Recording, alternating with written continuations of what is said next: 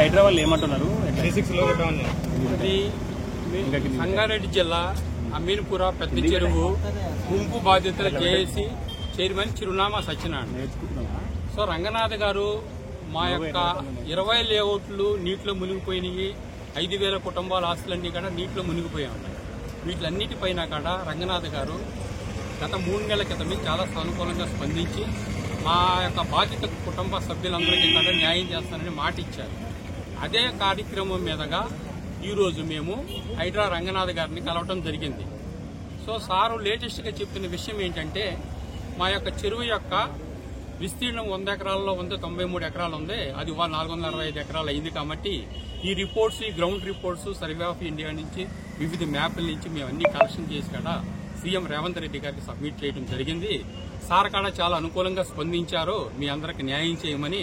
అది biodiversity park ఉంది. అట్లా ప్రధానమంత్రి ఆఫీస్ నుంచి కూడా మా కమ్యూనికేషన్ ఉంది దాని మీద. సో ఆ యొక్క చెరువుని ఆ 93 ఎకరాల విస్తరణకి తీసుకెళ్లి మీ ప్లాట్లన్నీ కూడా మీకు రక్షించి మీకు ఇస్తాము. దాని చుట్టూరు కూడా డెవలప్మెంట్ చేద్దాం. గ్రీనరీ అవన్నీ డెవలప్మెంట్ చేసి అదొక ప్రాజెక్ట్ కింద ఒక లైక్ ట్యాంక్ బండ్ లాగా అభివృద్ధి చేద్దాము. చుట్టూరు అంతా చేసి మీ ప్లాట్లన్నీ మీకు సురక్షితంగా మీకు అప్పచెప్తామని చెప్పి మాట ఇవ్వటం జరిగింది. అయితే ఎంతకాలం నుంచి ఇట్లా నీళ్లు వచ్చినాయి సార్? ఇంతకుముందు ఎలా ఉంటుందో? ఇది 2017 వరకు. మేము 1986లో ప్లాట్లు కొన్నామండి. దగ్గర 40 సంవత్సరాల తర్వాత ప్లాట్లు నీళ్లు రావటం అనేది జరిగింది. అది కూడా ఏ విధంగా వచ్చింది ప్లాట్లలో ఒక నీళ్లు అంటే చెరువు నుంచి బయటికి వెళ్ళవలసిన అలుగులన్నీ మూసేశారు, తూములన్నీ మూసేశారు. సో చుట్టుపక్కల ఇండస్ట్రియల్ పొల్యూషన్ కానీ చుట్టుపక్కల రెసిడెన్షియల్ ఏరియా నుంచి వచ్చే మురుగునీరు కానీ అన్నింటినీ కూడా చెరువులోకి వదలటం వల్ల చెరువు నీరు బయటికి వదలట్లేదు 2017 నుంచి. సో ఈ రోజు వరకు కూడా చెరువు అట్లా విస్తీర్ణం పెరుగుకుంటూ వచ్చింది. ఫస్ట్ 100 ఎకరాలు ఉన్న చెరువు వల్ల ఒక సంవత్సరం తర్వాత 150 ఎకరాలు అయింది, ఇంకో సంవత్సరం తర్వాత 200 ఎకరాలు అయింది, ఇంకో సంవత్సరం తర్వాత 300 ఎకరాలు అయింది. ఈ రోజు 465 ఎకరాల్లో ఉన్న మా ప్లాట్లు 20 లేఅవుట్స్ అన్నింటినీ కూడా చెరువు ముంచేసింది. చెరువు నీటిలో మునిగిపోయి ఉన్నాము మేమందరం కూడా. అయితే మీరు జేఏసీగా ఏర్పాటు చేసి డబ్బులు వసూలు చేస్తున్నారనేటువంటి ఆరోపణలు ఉన్నాయి. దానిని హైడ్రా కమిషనర్ వాళ్ళు ఎవరు డబ్బులు వసూలు చేయొద్దని ఒక ప్రెస్ స్టేట్మెంట్ పంపారు. ఏంటి సార్ అసలు దానికి సంబంధించిన నిజానిజాలు? యాక్చువల్గా మీ అందరికీ తెలిసిన విషయమే, ఏ ఆర్గనైజేషన్ అయినా సెల్ఫ్ ఎక్స్పెండిచర్స్ ఉంటాయి. మా యొక్క గ్రూప్ సభ్యులందరం కూడా మేము జనరల్ బాడీ మీటింగ్ పెట్టుకున్నాము. జనరల్ బాడీ మీటింగ్ పెట్టుకుని జనరల్ బాడీ మీటింగ్లో నిర్ణయించుకున్నాము. మేము మాకు ఎన్నో రికార్డ్స్ కావాలి. రెవెన్యూ డిపార్ట్మెంట్ నుంచి పహానీలు కావాలి, ఇరిగేషన్ డిపార్ట్మెంట్ నుంచి మెమాయిస్ కావాలి. ఈ విధమైన నిజాం ప్రభుత్వం టైం నుంచి మున్సిపాలిటీ వాళ్ళ దగ్గర 93 ఎకరాలు అనే రికార్డులు ఉన్నాయి. ఈ రికార్డ్స్ అన్ని మేము కలెక్షన్ చేసుకోవాలి. అది ఆర్టీఐ యాక్ట్ లో అప్లై చేసాము. కొంతమంది ఇచ్చారు, కొంతమంది ఇవ్వట్లేదు. వాళ్ళకి మేము లీగల్ నోటీసులు పంపించాము.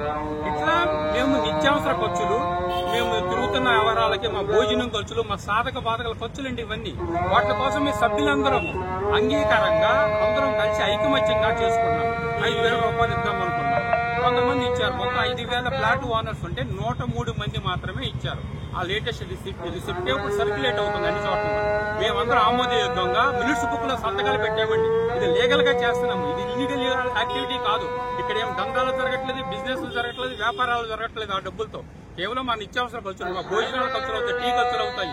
ఈ విధంగా మా యొక్క అవసరాల కోసం మేమందరము ఐకమత్యంగా చేసుకుంటుంటే మా మీద బురద చల్లడానికి కొన్ని వర్గాలు వాళ్ళకి ఈర్ష్య స్వభావాలతో మా మీద కంప్లైంట్ ఇవ్వడం జరిగింది. ఆ విషయంలో కూడా మేము రంగనాథ్ గారికి విన్నవించుకున్నాం. సార్ ఇది మేము మన నిత్యావసర ఖర్చుల కోసం మేము చేసుకున్నాం తప్ప ఇక వేరే బిజినెస్ వ్యాపారాలు ఏమీ లేవు సార్, మా ఉద్దేశం అది కాదని కూడా మేము పత్రికా ముఖంగా మీడియా ముఖంగా మీ అందరికీ తెలియజేస్తున్నాము. అలాగే రంగనాథ్ గారు కూడా తెలియజేసాము. రంగనాథ్ గారు కూడా దాన్ని సరే మీరు ఇంకా జాగ్రత్తగా ఉండండి, ఎక్కువ అలవాటు చేసుకోమాకంటే మీ సమస్యకు పరిష్కారం మేము చేస్తున్నాము. ఇందులో మీరు ఎవరూ కూడా వెనకపోవాల్సిన అవసరం లేదు, అధైర్యపడవలసిన అవసరం లేదు. 3 నెలల్లో మీకు అక్కడ ట్యాంక్ బండ్లా కట్టేసి చెరువుకి చుట్టూరు గార్డెనింగ్ అంతా డెవలప్ చేద్దాము. మీరు అందరూ కూడా మీ అందరి ప్లాట్లు కూడా మీకు ఇస్తాము అని సార్ మాకు మనోధైర్యం చెప్పి పంపించారు ఈ రోజున. సో ఇది జరిగింది. మొత్తం ప్లాట్ ఓనర్స్ 5,000 మంది అండి, 20 లేఅవుట్లు అండి, 5,000 మంది ప్లాట్ ఓనర్స్ ఉన్నాం. ఇందులో ఎవరైనా ఇల్లు కట్టుకుంటే మునిగిపోయినా కూడా ఏమైనా ఉన్నాయా సార్? ఇల్లు కొన్ని 2 ఉడా లేఅవుట్లు ఉన్నాయి. మొత్తం 500 ఇళ్లు ఉన్నాయి. కొన్ని ఇళ్లలో నీళ్లు కూడా వచ్చినాయి, ఇళ్లలో మునిగిపోయి కూడా కొన్ని ఉన్నాయి. మాక్సిమం 90% ఓపెన్ ప్లాట్లే ఉన్నాయండి. 10% ఇళ్లు ఉన్నాయి. ఆ ఇళ్లలో నీళ్లు వచ్చినాయి, ఇబ్బంది పడుతున్నాము, మురుగు నీళ్లు ఉన్నాయి, రకరకాల బాధలు పడుతున్నాము అన్ని విధాలుగా. అది